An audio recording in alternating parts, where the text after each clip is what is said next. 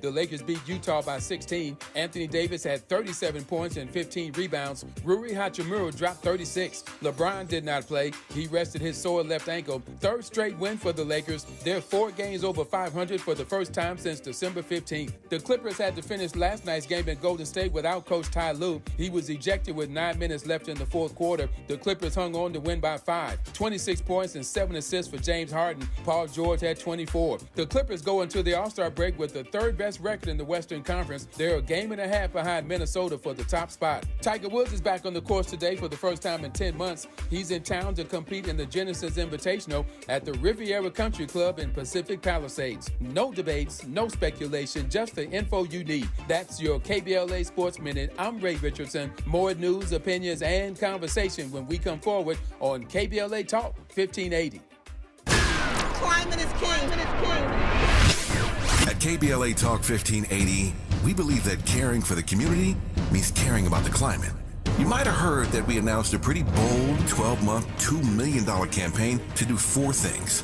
Increase climate literacy, turn up the volume on communities of color in the climate conversation, connect everyday people with the resources they need to survive and thrive, and highlight frontline climate justice crusaders of color throughout this year. KBLA Talk 1580 will be bringing you insightful interviews on all of our shows to help raise your climate IQ. Each quarter this year, we will also be hosting free climate events in various communities throughout the city with food, fun, and forward-thinking conversations. Thanks to partners like LADWP, Metro, Caltrans, the Sierra Club, the California Community Foundation, the California Endowment, AQMD, MWD, and more. You'll also be hearing more about a couple of national town halls broadcasting live from Los Angeles, to which you will be invited. And we'll be rolling out a robust social media campaign on all our platforms, as well as an outdoor media campaign, all designed to educate, enlighten, and empower you in our fight for climate justice. We want cleaner air. Caring about the community means caring about the climate. At KBLA Talk 1580, we believe that we really can change the world if we care enough. If we care enough. If we care enough. If we care enough. If we care enough. If we care enough. At KBLA Talk 1580, we do Black history every single day. In fact, as the only Black talk radio station west of the Mississippi, we are Black history. Our annual Black History Month luncheon is fast approaching, and we want to be sure to give you ample time to get your company, organization, church, or group to join us at this year's celebration on the last day of the month, Thursday, February 29th at noon. Last year, we honored iconic local Black media personalities, including Pat Harvey, Jim Hill, Mark Brown, Beverly White, Sandy Banks, and Pat Prescott, and raised $20,000 in scholarships. This year, we're honoring Black Hollywood creatives who have used their artistic genius as climate justice champions. At this year's luncheon, we will be showcasing and sharing their inspiring work on our big screen. Plus, a scrumptious meal, live music, great company, and lots of fun with your favorite KBLA Talk 1580 hosts. So contact us today at info@smileyaudio.com or call 323-290-4690. That's info@smileyaudio.com or call 323-290-4690. We hope to see you Thursday, February 29th as we close out Black History Month. At KBLA Talk 1580, we've got your Black. Your Black.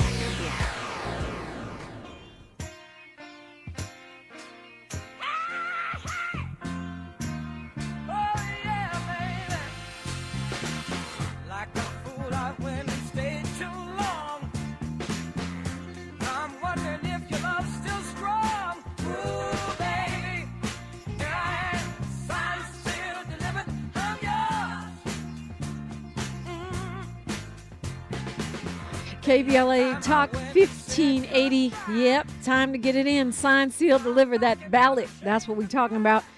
It is in your mailbox now. The last day to vote is March 5th, which is right around the corner. And one of the things we want to help you with is your judicial candidates for LA County Superior Court.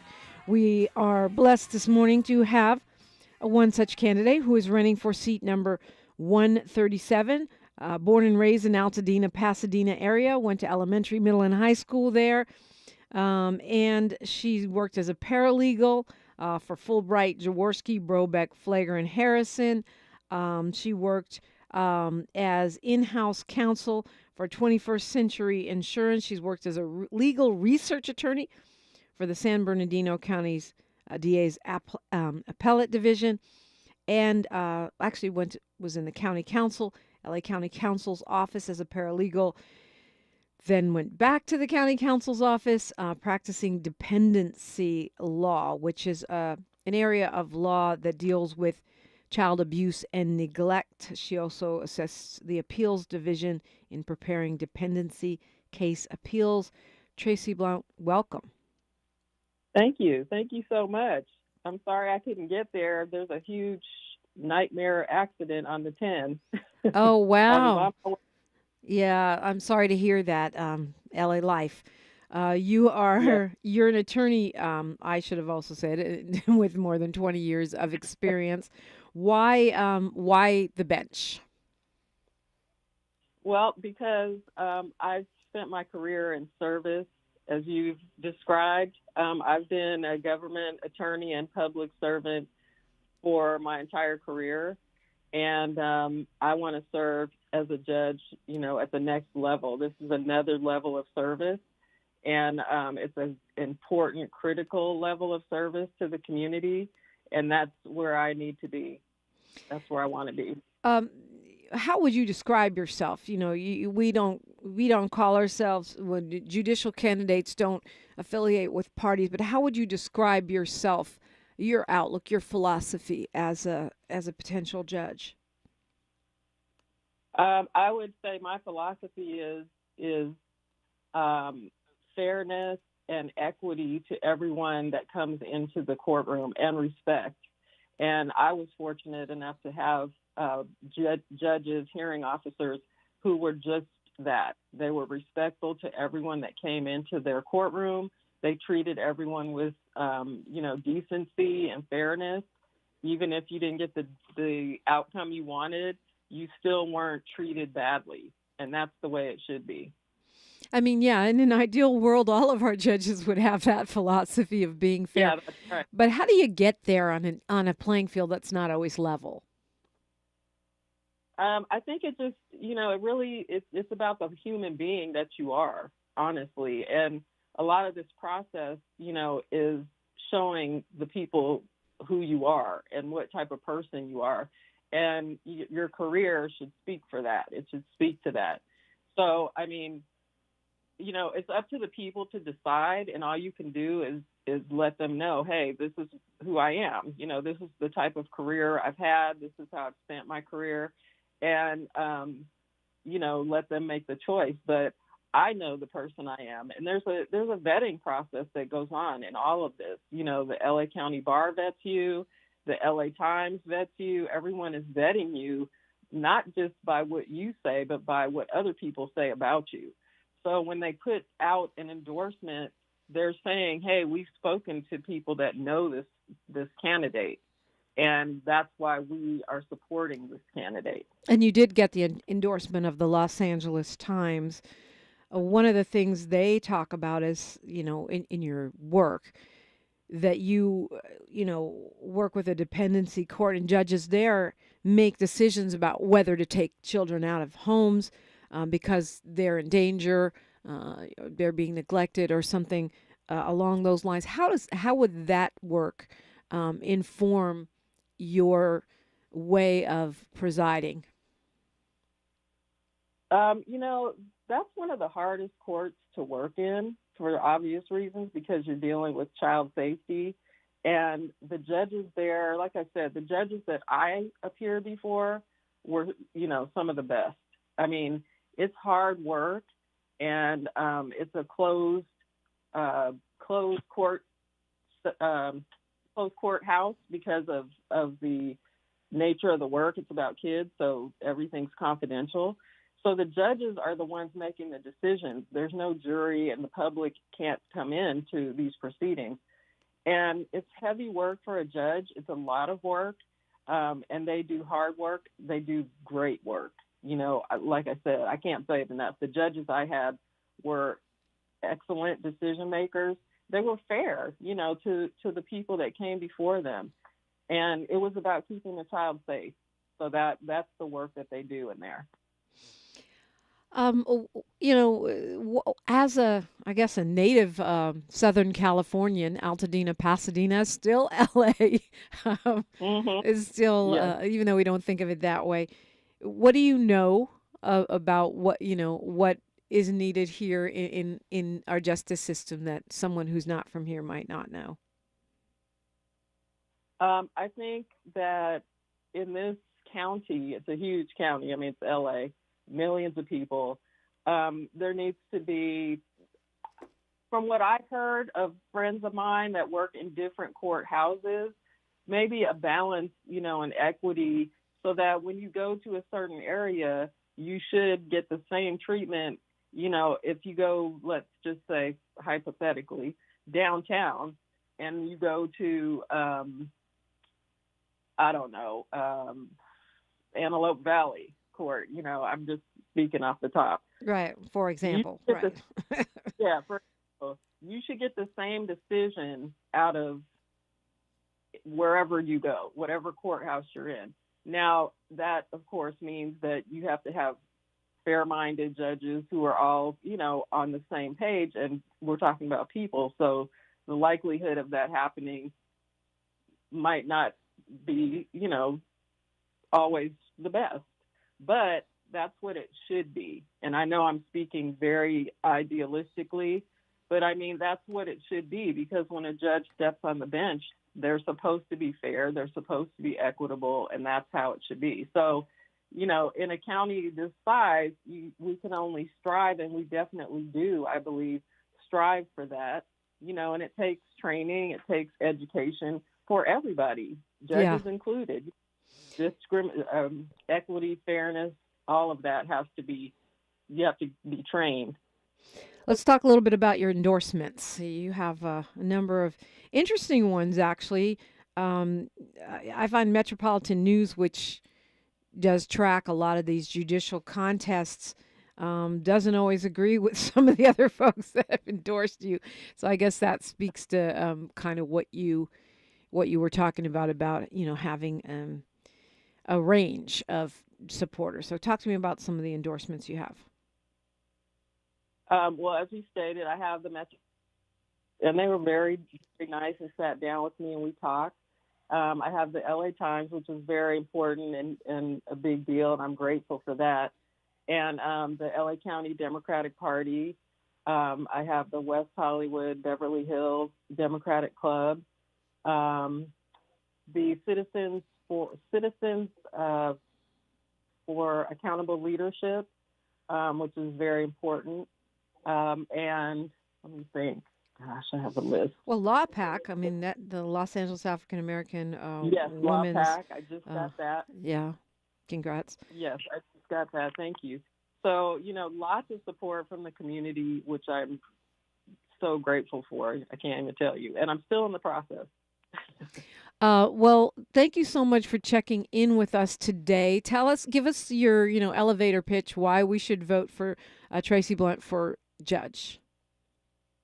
Because, again, I want to serve. I really, truly do. And that's what this position is about.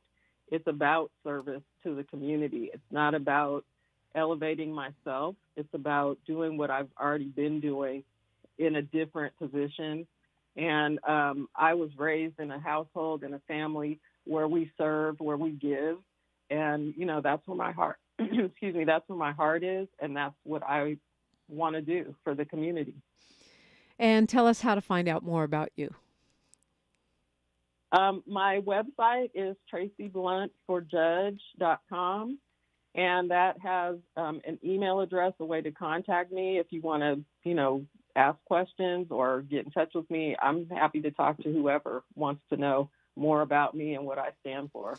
I love that. No problem with that. Tracey Blount for Judge, and it's FOR. You got to spell it out. TraceyBlountForJudge.com. Yes, FOR. Yeah. Thank you so much for talking with us this morning. I really appreciate the conversation, and good luck on your quest to be on the LA County Superior Court.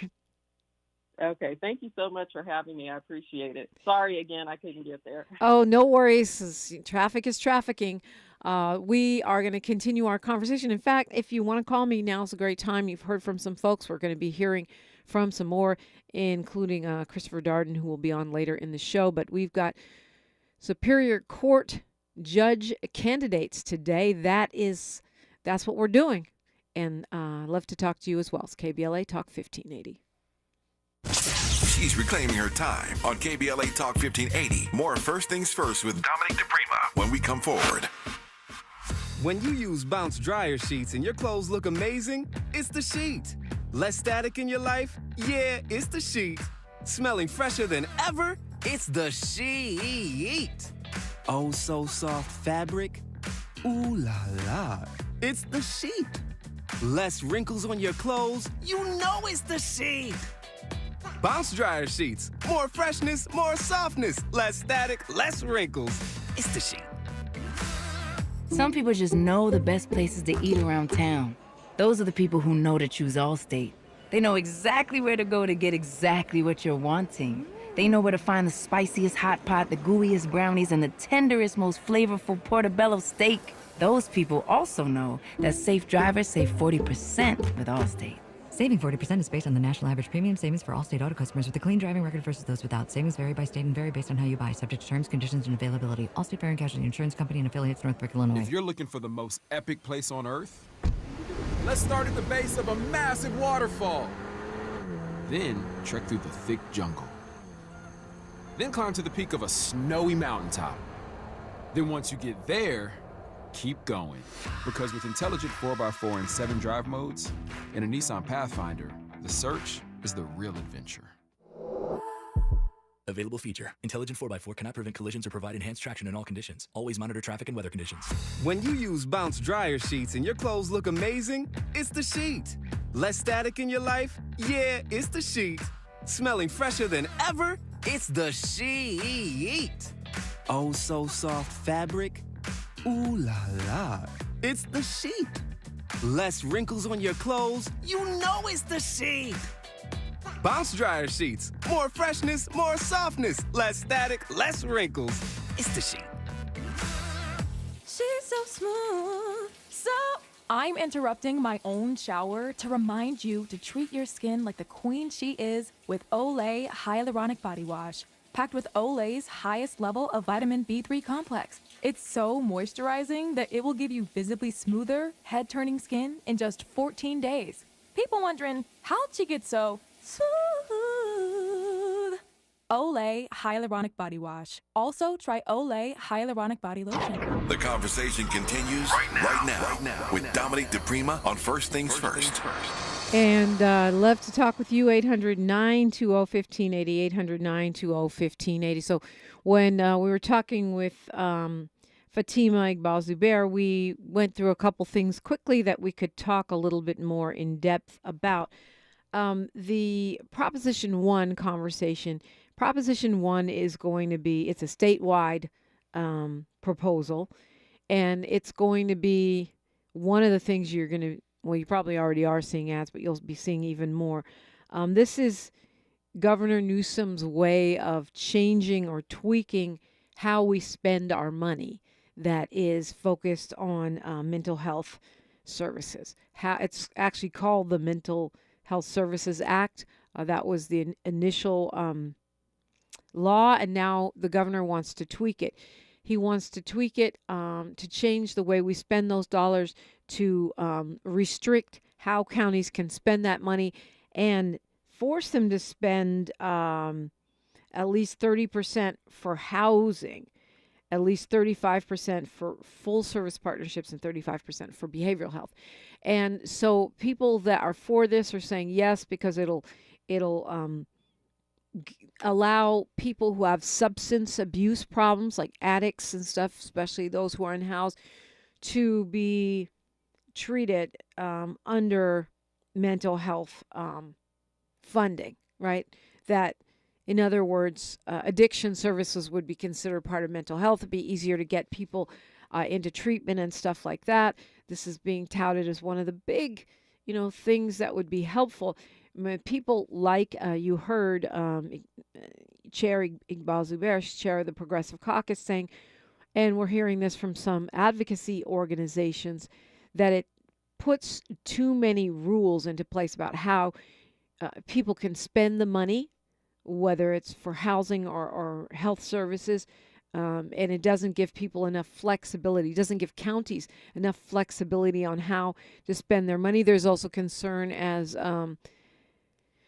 Fatima pointed out, in terms of how people are put into treatment. Are they forced into mental health treatment, which is really kind of what the governor's care courts do. I mean, they're not being forced into treatment by cops. They're being referred by either workers, social workers, or their family. But this question of stripping people of their rights in that way is one reason why many progressives do not support this, but some do, because there's a feeling like we got to do something different, right? We can't just keep hoping for Medicare for all. We can't just keep hoping for the services that we need for folks that are on the streets. But one of the things I'm, seeing here that I do find concerning is a reduction in behavioral health services like peer support and those crisis teams, those mobile crisis mental health teams, which are part of what a lot of us who believe in a care first model, really have advocated for, right? Don't send cops to every mental health situation. If possible, don't send them to any. Send mental health professionals who are backed up, by law enforcement if necessary, but not as a first response. Send mental health professionals to deal with mental health crises. And that's what a lot of these mobile crises teams do. So if it's cutting funding for that, that's a serious concern, because if we say that we are going to emphasize alternatives to incarceration, but then we defund the alternatives to incarceration, that's going to be an issue. So we'll talk more about this, but I want to get it on your radar because it is one of the things. And if you have, some of you have already voted. If you've already voted, call me 800-920-1580. Want to hear what decisions you made on your ballot. I have not done so yet. I'm going to give myself probably another week and a half, 2 weeks. The final day to vote is March 5th, so that's only in 3 weeks, a little less than 3 weeks. So maybe I'll do it in about a week and a half. I just want to make sure I know where I am. For example, Proposition 1. I had considered voting yes on that, and now I feel like I need to have more conversation about it.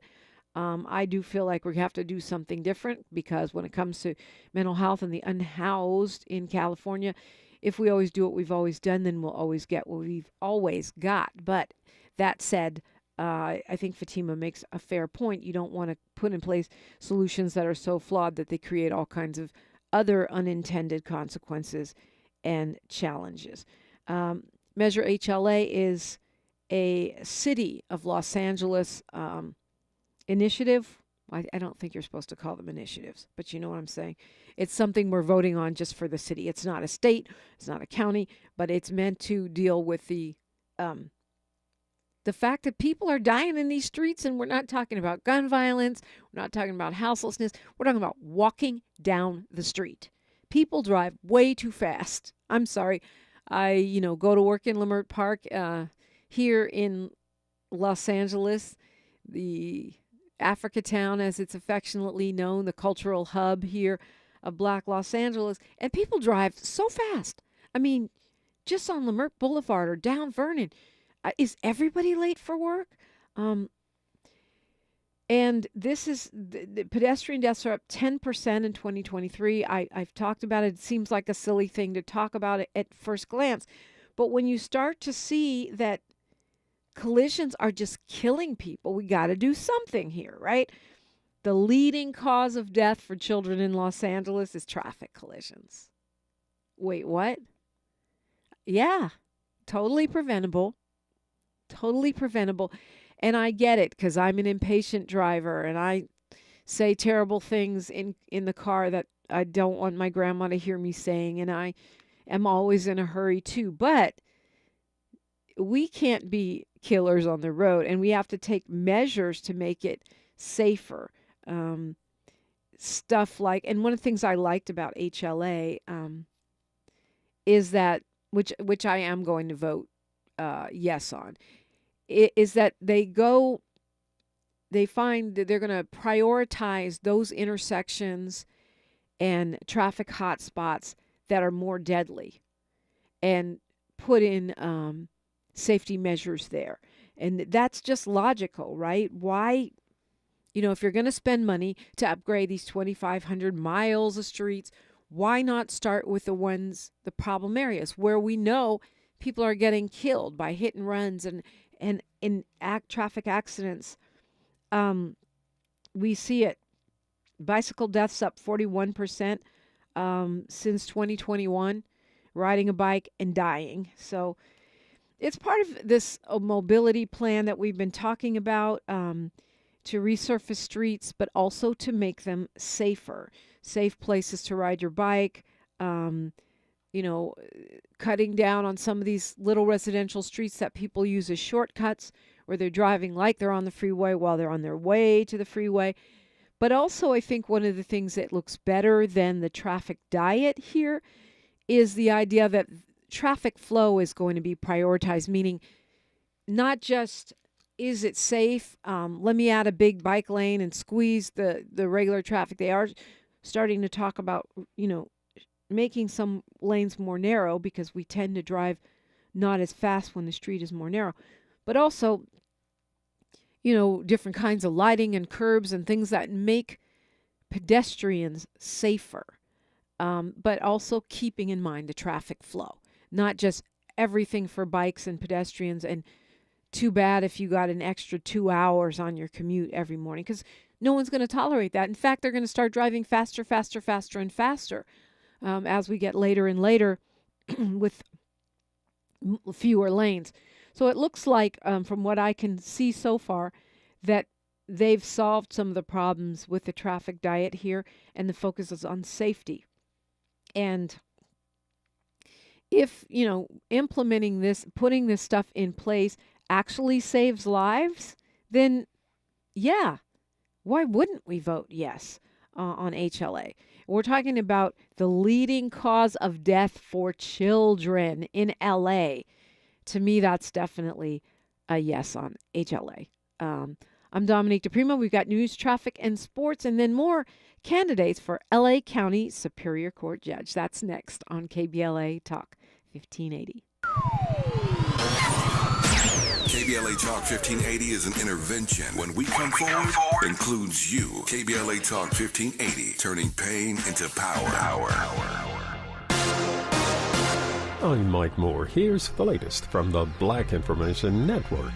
Remaining charges against 2 Indianapolis Metropolitan Police Department officers are now dropped after they stood trial last year. Those officers, Jonathan Horlock and Nathaniel Shorwecker, faced charges after allegedly striking 2 women with batons during Black Lives Matter protest in downtown Indianapolis in December. A jury found those officers not guilty of 4 charges against them, but did not reach a verdict on 1 charge of battery and 1 charge of misconduct against the officers. Tuesday, those charges were dismissed. Beyoncé will be on the cover of Essence magazine. The African-American singer will be featured on the March-April issue, and inside she'll talk about the legacy of black hair. She's coming out with a hair care line that'll hit stores next week. And that's the latest. I'm Mike Moore from your 24/7 news source, the Black Information Network and BINnews.com. Don't miss huge savings on better sleep during Mattress Firm's President's Day sale. For a limited time, shop in store to score a Sleepy's Queen mattress for only $89.99. That's over 60% off and the lowest price ever. So hurry in today. This deal is only here while supplies last. Why settle for ordinary when you can have extraordinary hair? Visit your local SoCal FS Cut and Color salon today and let their team of expert stylists pamper you with affordable luxury. Get a free shampoo with every cut. Book your appointment today at fantasticsams.com. This is the KBLA Sports Minute with Ray Richardson. The Lakers and Clippers headed into the All-Star break with road wins last night. The Lakers beat Utah by 16. Anthony Davis had 37 points and 15 rebounds. Rui Hachimura dropped 36. LeBron did not play. He rested his sore left ankle. Third straight win for the Lakers. They're 4 games over 500 for the first time since December 15th. The Clippers had to finish last night's game in Golden State without Coach Ty Lue. He was ejected with 9 minutes left in the fourth quarter. The Clippers hung on to win by 5. 26 points and 7 assists for James Harden. Paul George had 24. The Clippers go into the All-Star break with the third best record in the Western Conference. They're a game and a half behind Minnesota for the top spot. Tiger Woods is back on the course today for the first time in 10 months. He's in town to compete in the Genesis Invitational at the Riviera Country Club in Pacific Palisades. No debates, no speculation, just the info you need. That's your KBLA Sports Minute. I'm Ray Richardson. More news, opinions, and conversation when we come forward on KBLA Talk 1580.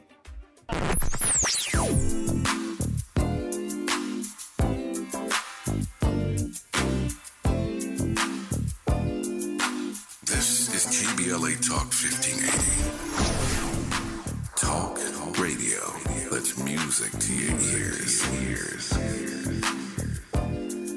We're unapologetically progressive. KBLA Talk 1580.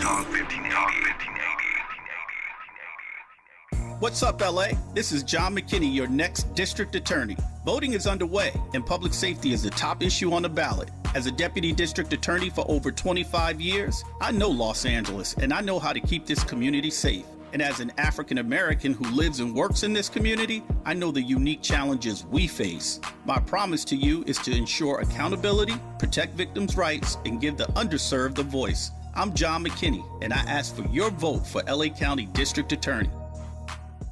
KBLA Talk 1580 is the exclusive media sponsor of this light of ours, activist photographers of the Civil Rights Movement. A dynamic new exhibition on view now at the Skirball Cultural Center in Los Angeles. This light of ours showcases more than 150 photos taken by movement insiders from diverse backgrounds that reveal the vital work undertaken by a broad coalition of organizers and everyday people whose collective action changed America. This light of ours is one of 3 temporary exhibitions currently on view at the Skirball, which together explore issues related to civil rights, immigration, and pluralism. Tickets and more information for all 3 exhibitions are available at skirball.org. That's skirball.org. SKIRBALL.org. At KBLA Talk 1580, we do more than just talk. You got a big mouth. Hello, Joe, you're up. Welcome. We're unapologetically progressive, and we don't black down. And we are talking to candidates for LA County Superior Court Judge. Ballots are in now, and I'm getting word actually that they're coming in slow. So figure it out. We got to figure it out. And that's exactly what we are here to help you do. You can go to KBLA1580.com and hear all of the conversations with various candidates in different offices to make things easy for you. I'm pleased to have with me in studio right now a deputy district attorney for nearly 2 decades, decorated Navy veteran, and now candidate for LA Superior Court. She was born in the Bronx, New York, joined the Navy at a young age, trained as an aviation electronics technician, and she was actually awarded a NATO medal and a National Defense Service Medal for her service. She's now seeking to become a judge of the Superior Court. Christmas Brookens, welcome. Thank you very much. Thank you for having me. Yeah, it sounds like you've done a lot of different things over the course of your career. Why judge? Why judge? Why judge? As you indicated, I was born in the Bronx, and when I was born, as a newborn, I was labeled unadoptable. My parents gave me up for foster care. And unadoptable? Yes, because I was born in 1967, so I just told everyone my age. And at that time, people weren't looking for African-American children. and they weren't looking for females. And so those were 2 strikes against me at the beginning. And then when I hit 5, they put a label on me on hard to place because now they consider me too old to be adoptable. At 5? Yes, at 5 years old. So because of that experience, I am very passionate about not reducing people to a page in a folder. You know, that's what my life was reduced to, this folder that was kept by the Children's Aid Society of New York. And as a result, I always felt like a lot of people didn't put in the work that was necessary to make sure that my life went down a better path. So I did end up getting adopted when I was 12, but the family that adopted me, the father suffered from addiction, the mother had mental health issues, there was incidents of violence. So at 16, I left New York on my own, and I left everyone behind, and I came to California. And I've pretty much been on my own since then. And so when I joined the DA's office, I joined the DA's office at 37. You know, I had just left from the military. I was able to go to UC Berkeley. I was able to attend Pepperdine Law School. Because I'd been so long on my own, I often had to fight, you know, homelessness and, you know, I had no support, anything like that. So I always had this fear of I was going to end up back on the street. So that's one reason why I went to law school. And so the DA's office was hiring, and I needed that job. And so I applied, and one of my first misdemeanor cases involved a 9-year-old victim who had been touched in a, you know, improper way. And that's when I realized I could make a difference, and I stayed with the DA's office. But as I've stayed with the DA's office, I realized a lot of my lived experiences was what I was seeing coming in the court. And so I had a special perspective on what was going on. And I was able to step back and look and say, how's the best way to handle this situation? And as I've grown as a DA, I've been able to express that more, and now I want to do that as a judge.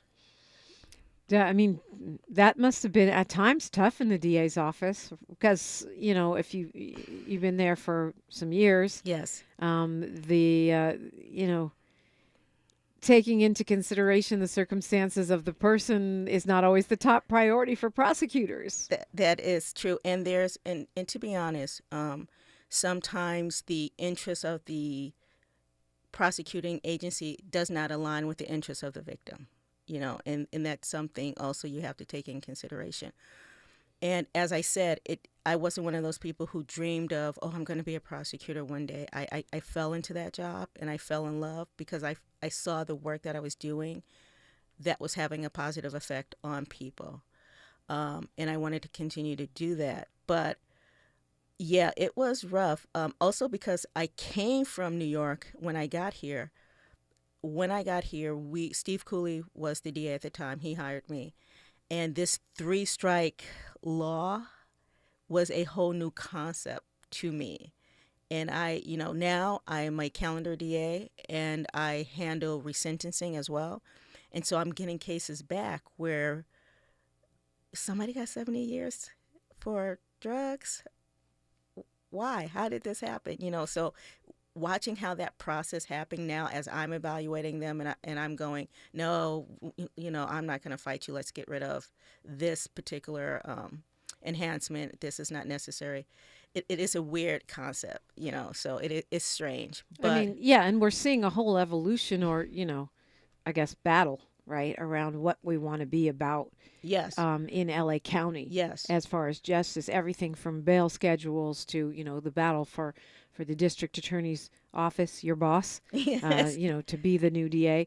And a lot of those are around sentencing. What's too much? What's responsible? What does accountability look like? You know, I think yesterday I was talking to district attorney candidates all day, and one of the big arguments is around enhancements. Yes. And those kinds of policies which voters seem to be moving away from, but a lot of prosecutors are really attached to. So, you know, I think it's twofold. As I indicated, I'm a calendar DA, so I deal with the public every day. And I also worked with the Sex Crimes Human Trafficking Division, and I've worked with the Victim Impact Program. And so I did a lot of child molestation, child abuse case. And so I've had cases where I've had gang allegations. And I'm one of those people, because I'm an implant here, I remember growing up in the 70s and 80s and hearing about gangs in California. And so I'm one of those people, for me, it's like in New York, the mob is really big there. Mm-hmm. And you're somehow going to have ties to people in the mob. And my philosophy has always been, when I came here to California, is that people are going to have parents, they're going to have grandparents, they're going to have cousins who may be associated with a gang. Being a gang member to me is not a crime. It's what you do as a gang member, because you can have a cousin who's a gang member and you're hanging out with your cousin, and that's not illegal. It's what you do. So when I get a case with a gang allegation, I'm looking to see, really, is that a legit gang allegation? Because I feel that's the kind of stuff that got us in this situation to begin with, where there's a lack of trust from the public. And so I don't fight the fact that, hey, maybe this allegation should not be there. But at the same time, I had an individual who was shot in the head and is now a quadriplegic. And I had to ask permission to add the great bodily injury enhancement. I feel like if someone's going to be paralyzed, he was 21. He's going to be paralyzed for the rest of his life. We need to acknowledge the harm that has been done to that individual. Yeah.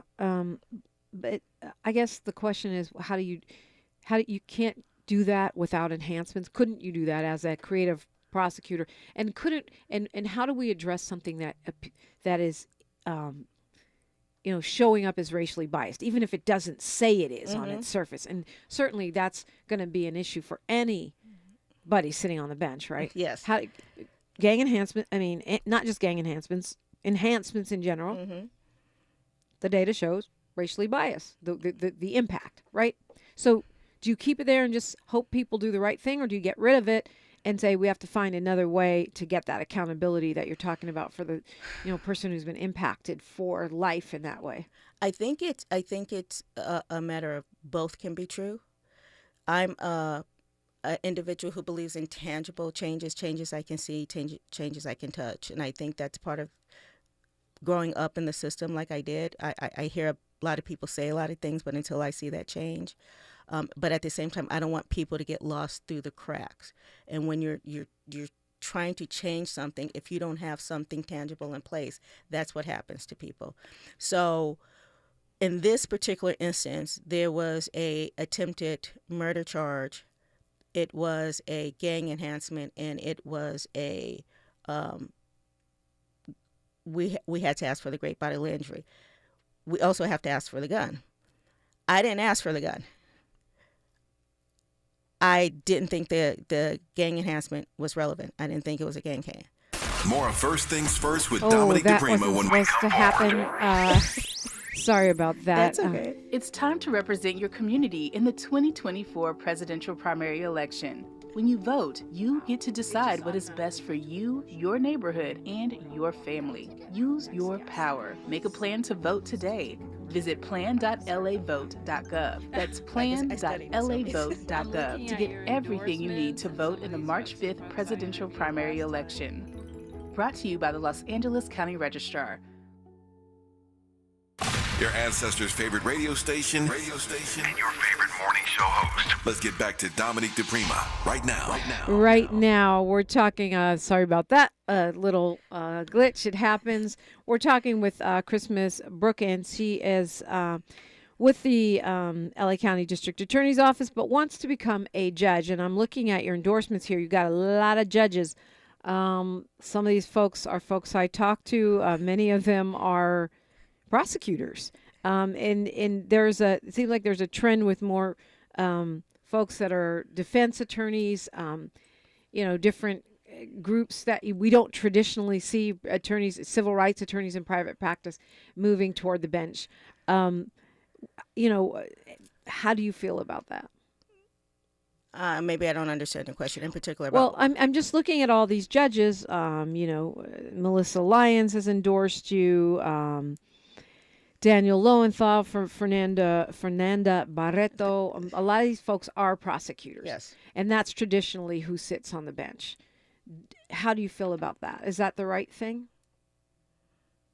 I think so. My experience as a prosecutor, I've learned that when prosecutors tend to get on the bench,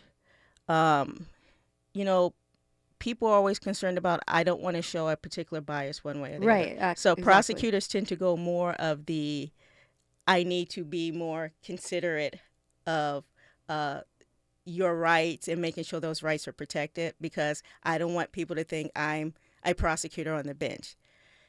I like defense attorneys on the bench. They tend to go a little conservative on the bench. That has been my experience. Interesting.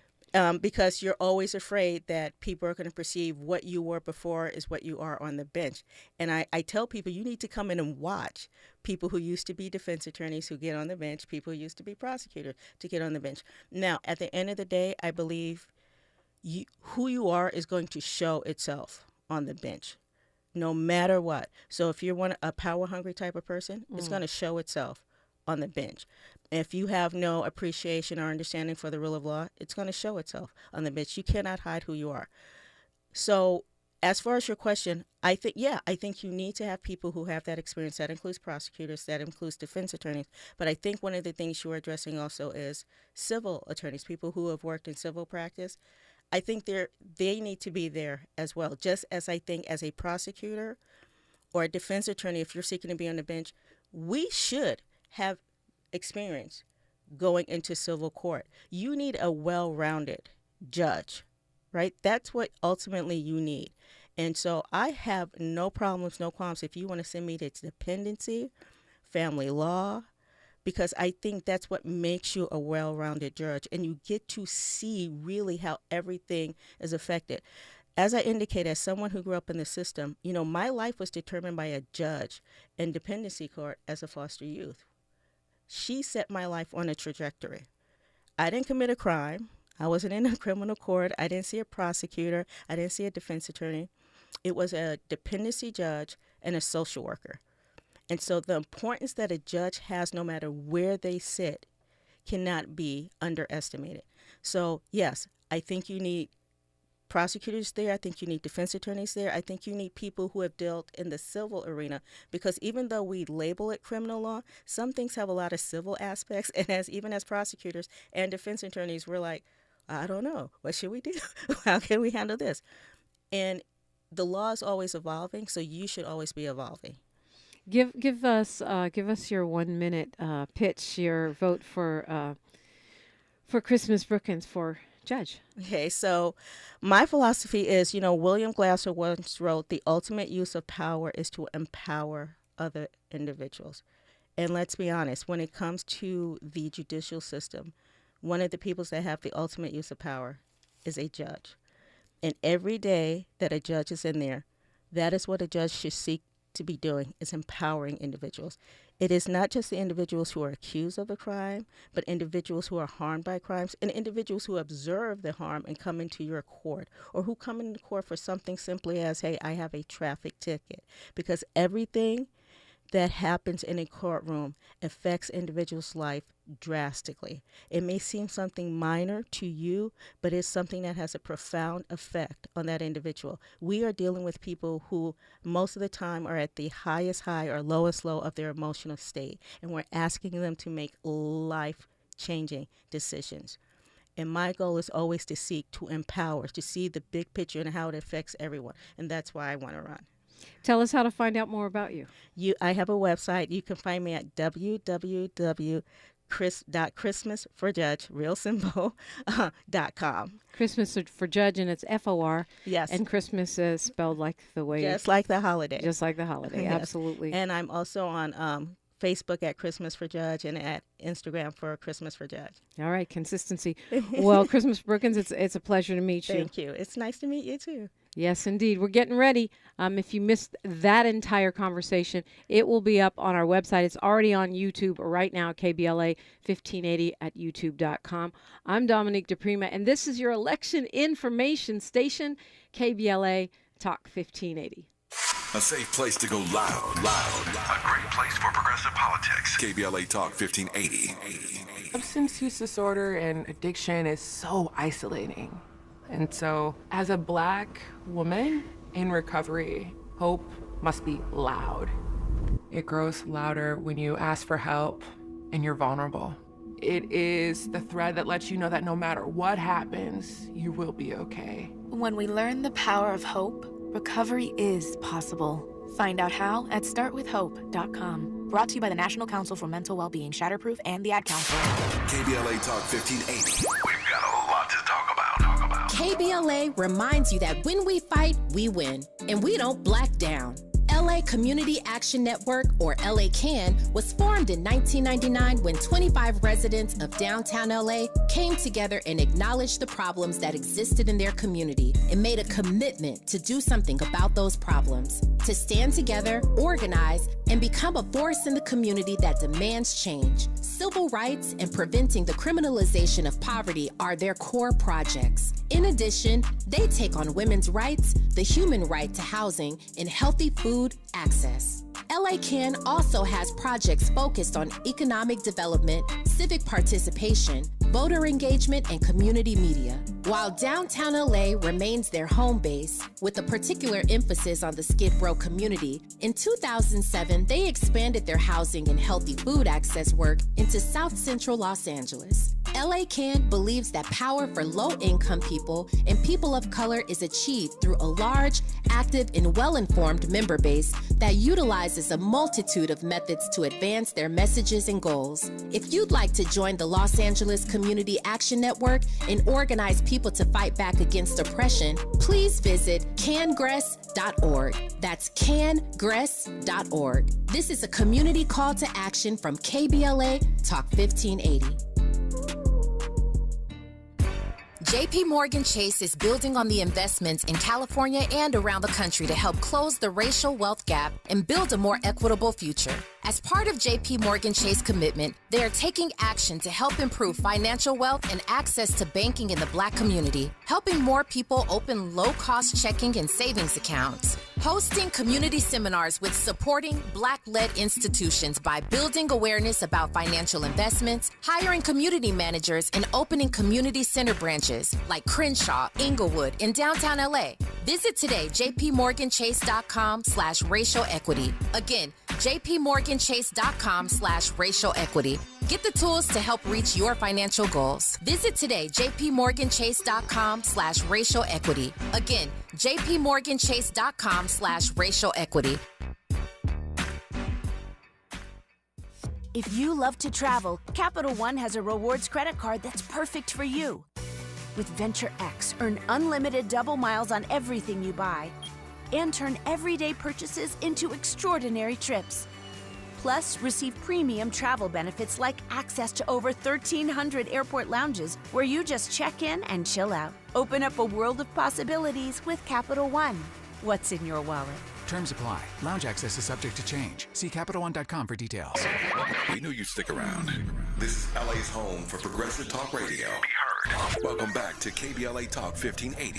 It is so fascinating for me, having done this, having looked at the KBLA Talk 1580 polling that we did of Black voters, LA County likely voters who are Black, African American, because you don't see that detailed analysis. And now, talking to people who want to be our Superior Court judges, talking to people who want to be our district attorneys, it's really, it shows you the intersection of all of these issues and how we as Black people really do have to thread a needle between making sure that our communities are safe, that we feel safe, that our loved ones do. The majority said in our polling they feel less safe than 2 years ago. But at the same time, really looking at how we can make our system more just, our justice system more just, particularly for Black people. And that is playing out in these conversations and the answers that I'm getting from district attorney candidates, from these attorneys who want to sit on the bench as Superior Court judges. And I think it's a real education. So I hope you will stop by KBLA 1580 and check out that polling for yourself. And I'd love to hear your thoughts on it. And then check out some of these conversations and see how you're processing it. If you've already voted, I'd love to hear from you, 800-920-1580. If you're tracking these races, but you haven't decided yet, I'd love to hear from you on that. Let's talk about it. There's, it's an important moment. And even though, the temptation is to focus on the big picture, meaning what's happening at the federal level, what's happening in our communities, counties, and states is super important as well. So a judge in New York denying President Trump's request, speaking of the big picture, to dismiss those criminal charges. Remember the hush money case? We haven't talked about that one in a while, where you paid off a adult film actress not to tell about your affair. Well, judge says, nope, we're not dismissing it. And speaking of the importance of judges, that trial is going to go forward at the end of next month, March 25th. It is a big, it's a hit to Team Trump. They wanted to delay that trial. It'll be the first criminal trial of any former president in U.S. history, not to be confused with his civil case that he has already lost twice to E. Jean Carroll, been deemed by the jury in that civil case to be a sexual predator, actually a rapist and everything, but the technicality of how that's defined in a New York court, liable for, was it the $83 million that he has to pay to her? But that is civil, not the same as criminal. This is the first time, according to CBS, that any former president has been at a criminal trial. It will be, in barring some last-minute miracle. Trump, as he likes to do, I feel like it's kind of a stunt on his part, attending that pretrial hearing in the case.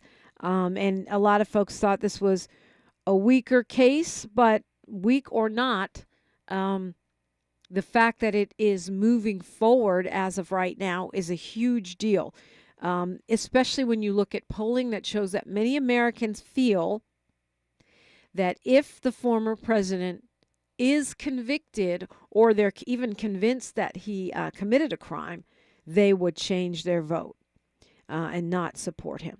Now, this is it's going to be interesting to see how and to what extent this does impact the former president's polling, if he's actually going to take a hit for this in the way that that the polling suggests he might, that he might actually be accountable, if not going to jail, at least in terms of the voter perception of the former president. That is a huge hit, I guess, for those of us who are progressives, or at least even if you're not progressive, but just simply hoping we don't have to have another 4 years of the 45th president of Trump. This is great news on this Thursday morning, but so much more to come. We'll meet another candidate for LA County Superior Court judge when we come forward after news, traffic, and sports on KBLA Talk 1580. KBLA 1580 Santa Monica. I'm Mike Moore. Here's the latest from the Black Information Network.